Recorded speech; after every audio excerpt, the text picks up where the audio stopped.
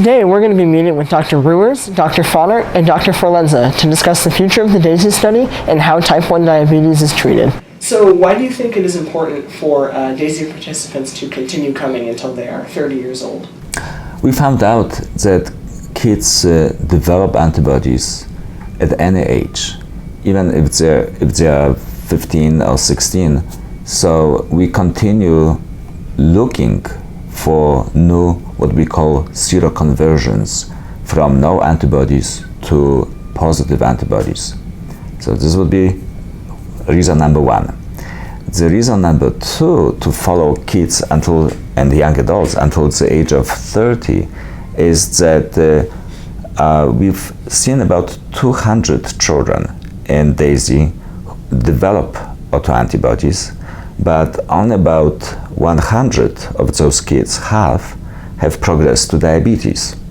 So one of the most fascinating questions is what's different between kids who developed antibodies and do not progress to diabetes? What protects them from diabetes compared to those who unfortunately develop high blood sugars? So we hope to learn from kids who are antibody positive but non-progressing what kind of vaccines or interventions we can develop to stop everybody from progressing to diabetes. So what do you think is in store for the future of the DAISY study? We haven't found the cause of diabetes yet. So our goals are twofold. Number one, we have to finish the job. We are so close to finding the answers. Number two, a lot of people who get autoantibodies, autoimmunity as kids, apparently don't develop type 1 diabetes, but continue to have inflammation in their pancreas. So we want to figure out if this inflammation increases the risk of type 2 diabetes. You know, when we get kind of heavy and inactive around the age 40 or 50, a lot of people develop type 2 diabetes. Traditionally, we thought it has nothing to do with childhood diabetes, but now, seeing the inflammation in the pancreas, we start believing that it may actually end up in adult type 2 diabetes 20 or 30 years later.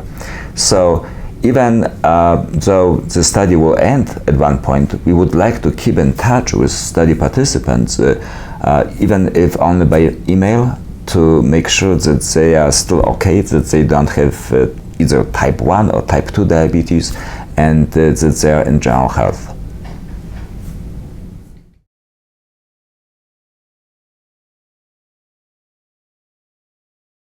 For those watching who are less familiar with type 1 diabetes, what are some of the technologies that let people with type 1 diabetes have a better quality of life?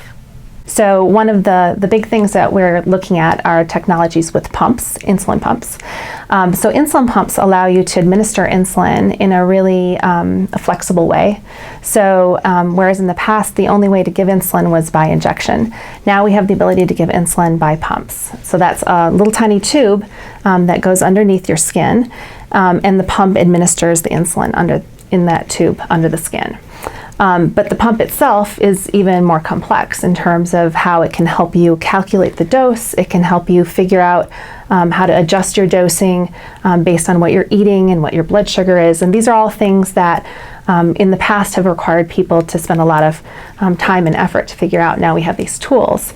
The other piece is we now, in the last 10 years, we now have the ability to do what's called continuous glucose monitoring.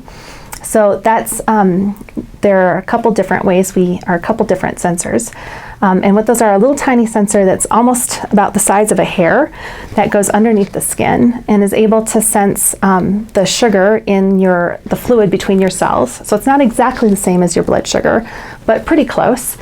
And it gives you sort of a real-time, minute-to-minute reading of what's going on with the blood sugar in your body.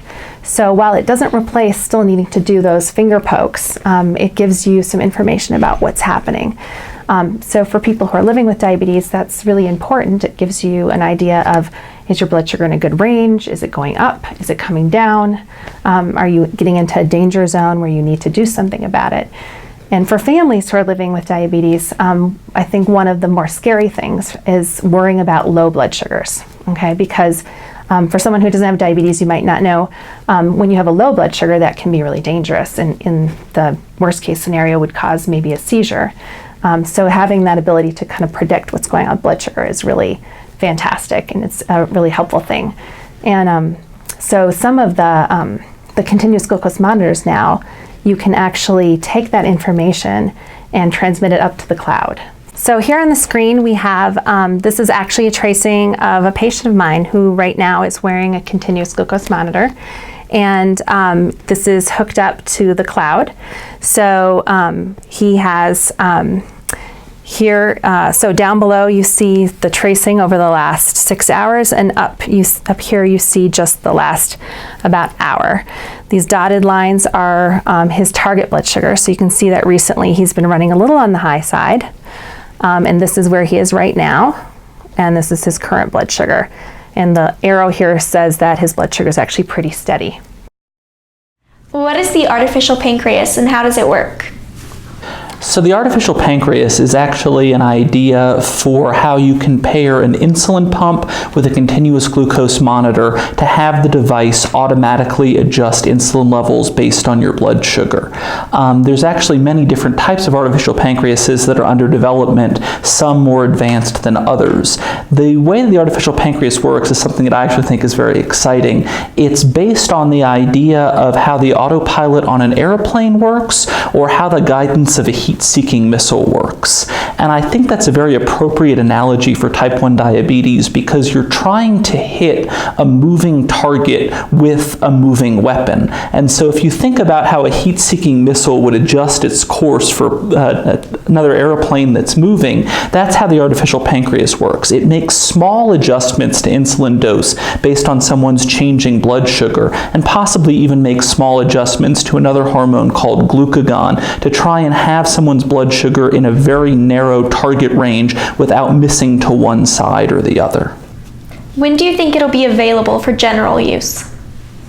So that's a very difficult question to answer, because there's a lot of different things that will be involved in the approval of such a device. What we actually expect, just like I said there's different devices under development, is the different parts of the eventual artificial pancreas will be approved gradually.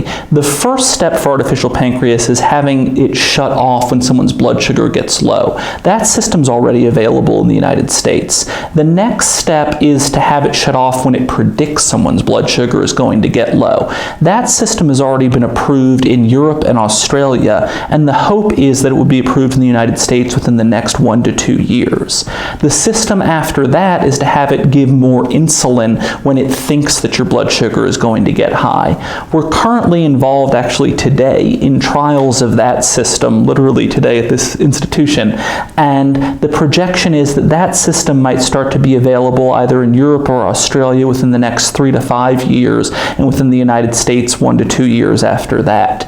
And then the full system, where it does everything all the time, most people would say sometime between 5 and 10 years. The researchers have been conducting the DAISY study for over 20 years, and we couldn't have done it without the help of our wonderful participants. We hope you enjoyed this edition of the DAISY Report. Join us next time for more updates on the research you have been a part of for so many years. My name is Alex Stutson. And I'm Talia Eaton. Thanks for watching. Look at it right there and go ahead and remove it.